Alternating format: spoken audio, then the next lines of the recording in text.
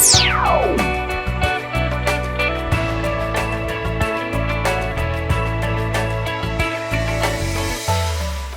hoje a gente está aqui no Mami na Cozinha com o chefe Tonton. A gente vai fazer um omelete bem fácil, bem rápido. E o chefe vai se apresentar. Presente aqui. Tudo bem, querida? Obrigado pelo convite, prazer estar aqui. Então, basicamente, hoje eu coordeno e faço gestão da equipe Chefe Tonton. Fundei esse conceito de equipe multidisciplinar já faz mais ou menos 7 anos. Eu tenho formação internacional em gastronomia, chefe de cozinha, personal trainer e nutrição. Também tenho formação na linha de administração e marketing esportivo e trabalho com diversos atletas, desde a parte de marketing, assessoramento, a consultoria da parte deles na questão multidisciplinar. O prato que eu vou fazer hoje aqui para vocês, ele é um omelete bem simples, tá? E conforme a maneira que a gente for apresentar os ingredientes, a gente vai ter um conteúdo final totalmente diferente. Então eu poderia agora fazer o clássico, que é pegar, abrir os ovos e colocar na frigideira. Tá. Mas eu particularmente prefiro fazer uma mistura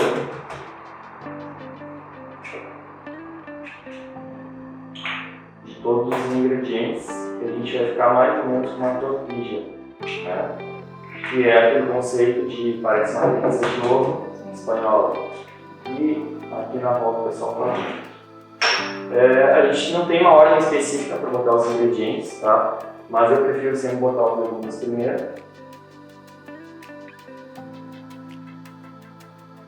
O frango por último. Não precisaria ser o folha para misturar, poderia ser qualquer coisa. Para quem quiser que a gema fique inteira, não poderia fazer esse processo, né? Então eu teria que colocar primeiro os ingredientes na frigideira e colocar o ovo por cima. Aí ficaria inteiro. Então aqui a gente vai fazer um conceito mais de tortilha, né? Não deixa de ser um omelete igual, só a maneira com que ele é apresentado para o público. O que a gente vai fazer agora? Mesmo na frigideira não tendo nenhum risco, a gente vai pegar um pouco de óleo de coco só para untar. Ela já está previamente aquecida, tá? Daria para usar bastante óleo de coco, eu uso, tá? A ideia aqui é só não colocar calorias em excesso, é muito relativo quem vai estar usando essa receita e para qual finalidade, mas é bom que o pessoal saiba. Agora eu estava falando com uma cliente que comeu só omelete antes de sair de casa e falou que estava com pouca disposição para o treino. Aí como é que a gente corrigiria isso? Uma colher de sopa de óleo de coco, ele é riquíssimo em MCT. MCT é uma gordura saturada boa. Existem as gorduras saturadas boas.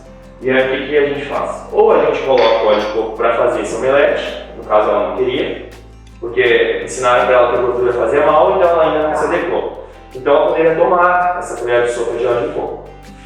E ela falou, mas só isso vai me dar energia tão bom. Ia dar sim. É incrível quanto o óleo de coco pode dar de energia que a gente não nota que uma simples colher de óleo de coco pode melhorar 200% o treino. E quem diz que o resultado vem da alimentação, 70%, está um pouco enganado ou não tem experiência na parte de treinamento. A comida, a gente tem um limite para absorver de gramas de proteína, gramas de carboidrato e gordura. O treinamento, a gente tem um limite na cabeça. Então, se eu estiver te auxiliando no teu treino e a gente vai fazendo agachamento, então agora eu vou fazer 11 repetições, eu ficar atrás de te posicionar para te fazer mais 2 ou 3. Então, ultrapassar os limites no treino é possível. Na alimentação, como é que eu vou ultrapassar meu limite se eu não sei exatamente a quantidade de proteína que eu preciso? Aí eu vou exacerbar minha função renal, né? Vou estressar minha função renal, função hepática, etc. Comendo para mais e vou engordar. Quer fazer as honras? Vamos lá.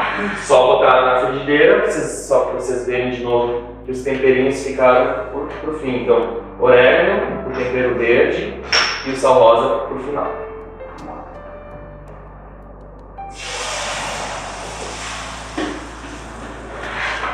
Quem quiser deixar mais fininho vai pegar a espátula de silicone e vai misturar um pouco melhor. A gente está misturando aí um pouco, né? Isso aí, então. E se a gente não tivesse colocado o frango aqui, a gente poderia acrescentar mais claras para fazer uma mini pizza mesmo. Então esse prato é legal que, apesar da gema aumentar a questão proteica da clara, com a clara a gente consegue fazer um conteúdo bem estilo pizza mesmo, pizza de frigideira, né? E os legumes que a gente tem aqui, só para citar para vocês, a gente tem vagem, couve-flor e tomate. Tomate é excelente para próstata, para homens, rico em licopeno, que é um ótimo antioxidante para mulheres também. E pouca gente sabe, mas o tomate é uma fruta e rico em vitamina C. Eu uso tomate como maçã, mas isso é uma coisa bem comum. A vagem ela é um ótimo carboidrato fibroso, ou seja, ela tem muita fibra, não vai despertar a função de insulina, então a gente sempre carga glicêmica baixa. E a couve-flor é excelente também, assim como o brócolis. A gente está já com ela pré-aquecida, dá para deixar um pouco mais ela no fogo. Tá? Basicamente agora a gente só vai observar. Assim que mudar a cor, a gente só vai tentar escolar com a espátula e vai testando. O orégano a gente deixa para o final, a pimenta a gente deixa para o final, o sal rosa a gente deixa para o final e o tempero verde para o final para não oxidar. Esses alimentos eles têm antioxidantes. Se nós aquecermos a maioria dos antioxidantes, eles perdem a propriedade deles. O sal rosa é uma coisa muito engraçada, né? Quando eu comecei a trabalhar com gastronomia no Brasil em 2012, tinha voltado da Europa e trouxe na minha mala sal rosa. Ninguém conhecia aqui ainda, porque parece faz mais ou menos 3 anos que tem sal rosa no Brasil. E eu indicava para as pessoas, né? Todo mundo perguntava. Eu falava, não, pode usar o sal, não vai ficar mentido, não vai ficar inchado, mas o sal rosa. Exatamente isso. O que acontece? Ele é um sal gourmet para finalizar o prato. Se eu colocar ele para fazer o prato, vai evaporar a maioria dos minerais e ele vai perder o gosto dele. Porque o poder de salgar não vem diretamente só do sódio, no caso do sal rosa. Vem do magnésio, do potássio, tanto é que tem uma moda agora, infelizmente, das pessoas que não têm hipertensão nenhuma doença no supermercado comprar sal sem sal. Que é o sal de potássio, que é o Diet, que eu não sei se você já viu. Mas o sal Diet é potássio puro, vai ter o poder de salgar também, mas pode ser um pouco perigoso para as pessoas saudáveis. Esse sal seria um sal interessante para aquele hipertenso, para com alguma disfunção. Porque o potássio em excesso faz mal, assim como o sódio em excesso faz mal. O sal rosa, além de tudo, ele não tem o cloreto, que é o sal refinado do supermercado. Ele é puro na forma dele, a gente tem mais de 50 minerais, conforme for a qualidade dele, mais de 80 minerais. Mas aí, por exemplo, vai no mercado, ela quer fazer um feijão, normal. Aí como ela faz? Poderia não usar o sal e temperar com ervas e finalizar com sal, mas eu sei que para as pessoas que estão em casa lá olhando não é uma coisa ainda muito convencional, vai querer cozinhar com sal. Aí eu indico flor de sal ou sal marinho integral, que são assim 4, 5, 6 reais meio quilo. Porque aí com esse daí já fica estranho. Vai ficar bem estranho. Com esse seria bem feito o feijão se preparado. Deixa eu botar aqui no cuidado. Se o feijão bem preparado na panela previamente, né?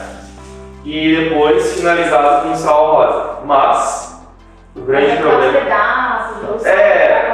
Aí eu indico um triturador ou já comprar o sal rosa previamente moído.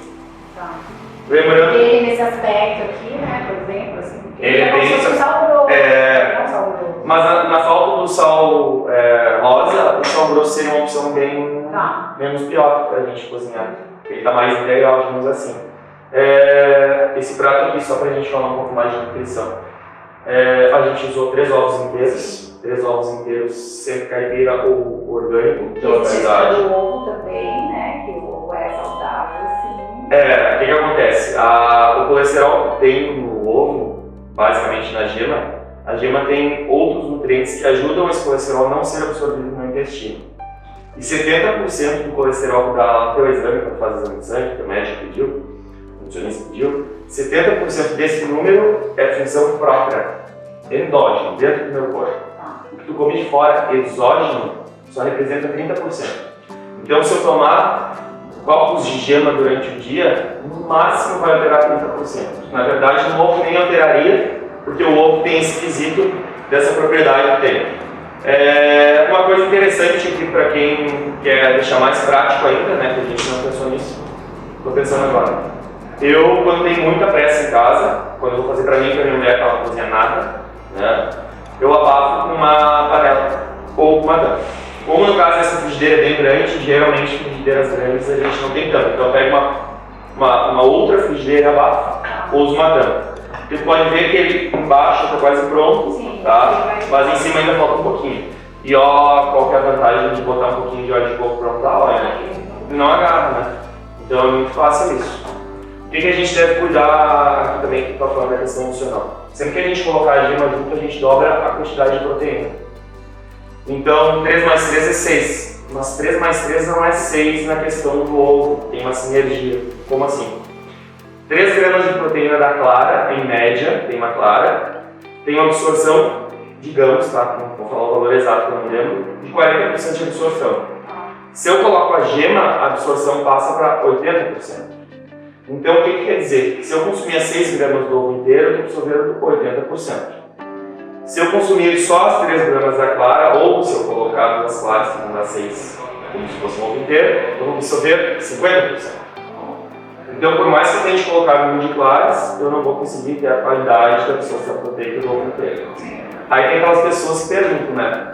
Os nutricionistas ficam enlouquecidos. Então, o paciente perguntou se ele come 10 claras e tem que comer 10 ovos. Não, porque essa pergunta vai ser exatamente respondida na questão que eu acabei de falar para vocês, de qualidade proteica. Se eu como 10 claras com 5 ovos, eu já estaria mais do que satisfeitos em termos de proteína. Agora, tem muitas pessoas que têm a gula, né? Que o estômago não fica saciado nunca, e aí o que ela faz? Ela quer tentar comer a mesma quantidade de ovos inteiros na proporção da clara. Ela vai ter ingerido o dobro da proteína e não tem necessidade nenhuma. E obviamente que a questão do colesterol, em algum momento, pode ter alguma alteração não positiva. Além disso, o ovo é rico em biotina, tá? Que é um nutriente excepcional que a gente não encontra em praticamente outro alimento. Ele, depois do leite materno, é o alimento mais completo. Aqui a gente colocou o peito de frango desfiado, então estou agregando mais valor proteico ainda. Qual que é a vantagem de ter 2 fontes proteicas numa refeição? Tempo de absorção. Então eu tenho um tempo de absorção no peito de frango, tempo do ovo, assim como pós-treino, assim que a gente for fazer depois que a gente fez a whey protein, uma proteína já rápida. Por exemplo, isolada, hidrolisada, proteína muito rápida. O ovo já vai ser uma absorção mais lenta. Aí o pessoal tem aquela dúvida sempre, momentos do dia, né? O ovo é muito legal, porque qualquer momento do dia é bem junto. Tem gente que gosta de usar a caseína à noite, a caseína tem questão de ter potencial alergênico, né? O que a gente faz? Ovo com gema sempre vai ter uma absorção lenta, porque sempre que eu adicionar, isso é interessante para todo mundo gravar, tá? Sempre que eu colocar fibra, gordura e proteína numa refeição, eu vou retardar a absorção dela. Não quer dizer que isso tem algumas lendas urbanas, e as nutricionistas que estão assistindo vão querer brigar comigo, mas eu vou falar. Colocar gordura na tapioca não vai retardar a absorção dela, porque ela já é extremamente refinada e é um carboidrato muito rápido. Talvez você também já tenha feito e é legal a gente achar que está fazendo uma coisa certa, e às vezes a gente até tem um efeito placebo extremamente importante, né? Acreditar que o ovo faz mal, a gente pode fazer mal para aquela pessoa. Trabalhar com coach, como eu trabalho, é esquisito. Aqui já está praticamente pronto, já dá até para desligar. Então o que a gente tem que ter em mente sempre? Os tipos de nutrientes que a gente está ingerindo e qual motivo que a gente está ingerindo aquele nutriente. Ovo de manhã, de tarde, de noite, poderia ser nenhum problema. Eu sou ovo vegetariano, né? Eu não sou muito de me assumir em público, estou assumindo aqui. Eu sou ovo vegetariano, então minha única fonte de proteica animal, tirando o suplemento, que eu uso proteínas veganas, é o ovo. Só que o que aconteceu? Mesmo eu, que tenho uma alimentação não regrada, mas saudável, desenvolvi uma alergia a comer ovo demais. Porque para ter uma qualidade, meu médico, o Dr. Tolentino, botou para comer 30 ovos por dia. E eu não conseguia nunca suprir a quantidade, 30 ovos são muitos ovos, apesar. Eu comprei essa exatamente, né? E para te ver, eu posso depois te mandar o exemplo para te ver, não teve nenhuma alteração. Nenhuma. Inclusive, aumentou o HDL colesterol bom, diminuiu o HDL colesterol ruim. Então, o que a gente tem que ter em mente? Ter uma diversidade. O grande problema hoje de pessoas que nem eu, vegetarianos, ou pessoas que têm restrições, é diversidade. Diversidade não inclui ficar se entupindo de trigo, né, glúten, nem derivados do leite e leite por conta própria, né? Então a gente sempre deve ter uma questão. Aqui, a gente deixou já prontinho tempero verde, né, cheiro verde.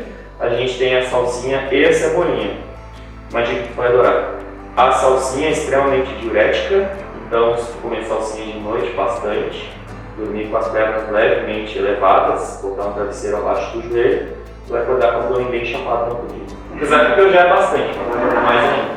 Então, quando tu der líquido, tu já sabe que colocando a salsinha tu faz isso. Se tu tá com dificuldade, né? Tu passou lá pelo Nutri e tu quer ganhar mais massa magra, tu tá com dificuldade de apetite, não tá com uma digestão boa. O que tu faz? Adiciona a cebolinha. A cebolinha ela tem essa propriedade, tá? De fazer a melhora do apetite e melhora da digestão. Essa receita aqui, por já ter frango, ela já vai ter um paladar bem salgado. E a gente ainda vai usar a pimenta calabresa, que é extremamente forte para alguns, fraco para outros, né? Então a gente tem que dosar. Algumas pessoas têm alergia à pimenta, mas para os que não têm, não é porque é termogênica. O cheirinho não. Até o pessoal do vídeo não pode sentir. A pimenta é extremamente termogênica, isso não quer dizer que eu vou me entupir de pimenta.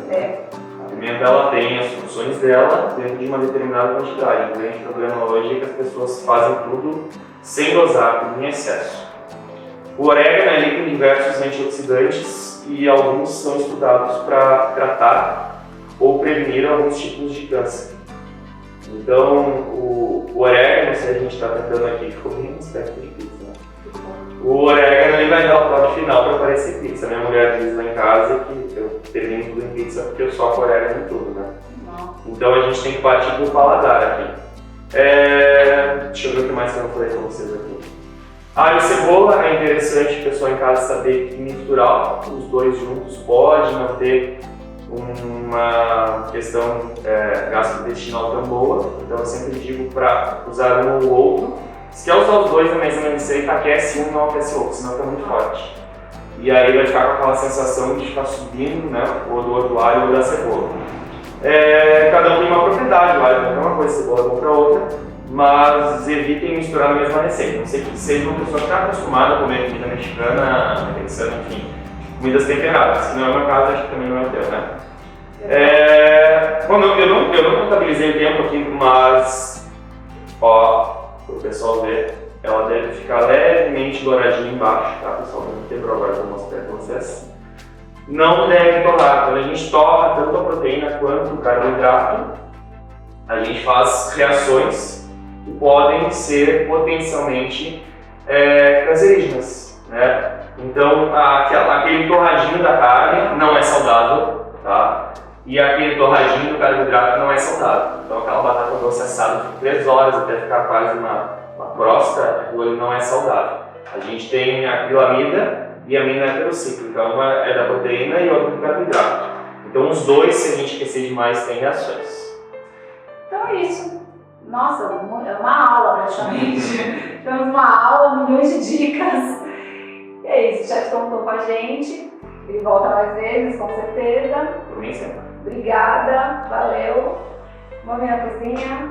Tchau, até a próxima. Obrigada. Obrigado.